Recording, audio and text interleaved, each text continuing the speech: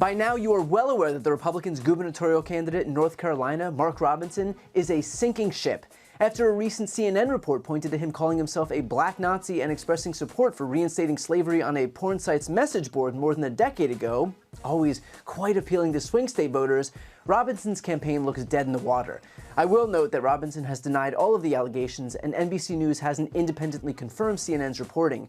But still, the Republican Governors Association has suggested that it doesn't have plans to spend any more money on the gubernatorial race. Robinson's campaign staff began quitting en masse, leaving him with only a handful of campaign aides, and Republican candidates and officials have opted to distance themselves from the embattled North Carolina Republican. But the real problem lies with Trump.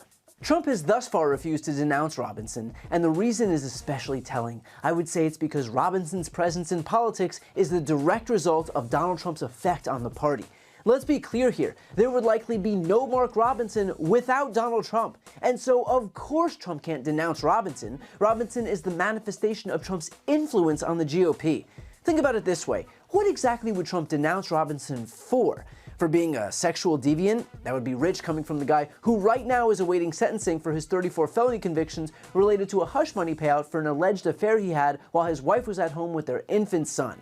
Which is to say nothing of the 26 women who've accused Trump of sexual assault. So when it comes to being a creep, not exactly sure Trump has a leg to stand on here. What about Robinson's alleged inflammatory comments on Martin Luther King Jr.? Surely Trump could denounce that, right? Surely he hasn't sullied the name of the leader of the civil rights movement. Well, here's how he previously described Robinson. I heard him coming in on the plane. I was listening, and I said to the people on the plane, watch this. This is Martin Luther King on steroids, okay? Now, I told that to Mark. I said, I think you're better than Martin Luther King. I think you are Martin Luther King times 2. Whoops. Guess Trump can't really disavow Robinson's Martin Luther King Jr. comments when he already said that Robinson was better than Martin Luther King Jr.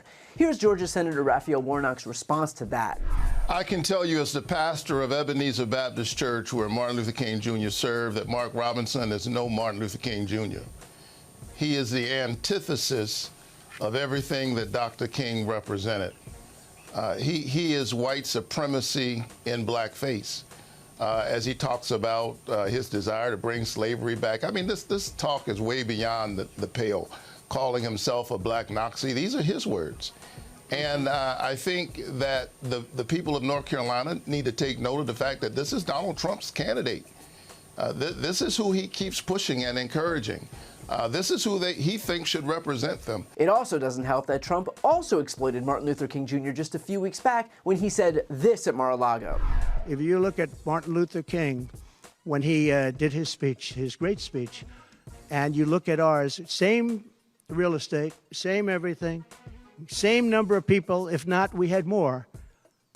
And they said he had 1 million people, but I had 25,000 people. But when you look at the exact same picture, and everything's the same because it was the fountains, the whole thing, all the way back to from Lincoln to Washington.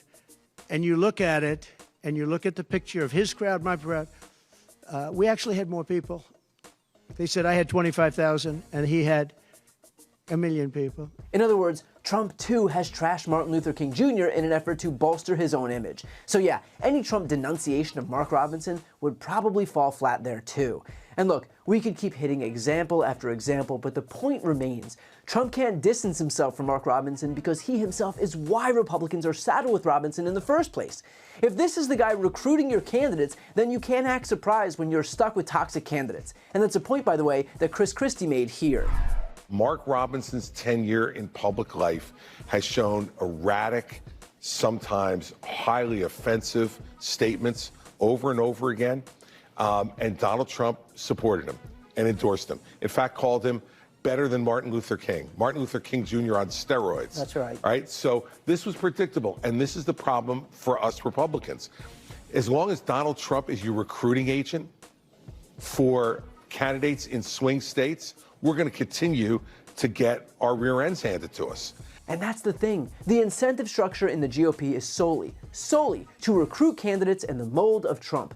What I'd say is that means that your recruitment is predicated on who is the most perverted, the most corrupt, the most sexually depraved, the most criminal, and the most shameless about all of it. The fish rots from the head. This is what happens when you build a political party in the mold of arguably the most toxic person in the history of American politics.